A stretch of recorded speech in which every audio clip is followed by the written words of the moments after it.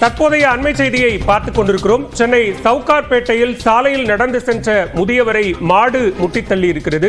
இது தொடர்பான சிசிடிவி காட்சிகளை பார்க்கிறோம். கூடுதல் விவரங்களோடு இணைகிறார் செய்தியாளர் அசோக்.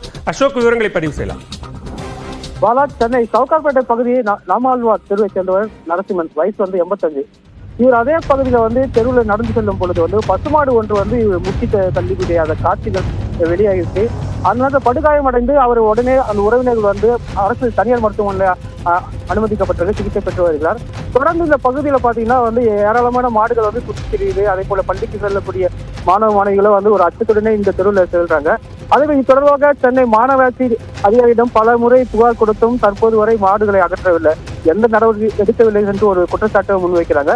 இந்த நிலையில இந்த முதியோருடைய பசுமாடு முட்டி தள்ளும் அந்த காட்சிகள் சிசிடிவி காட்சிகள் வெளியாகி உள்ள நிலையில வைரலாகி வருகிறது. பாலா, விவரங்களுக்கு நன்றி அசோக்.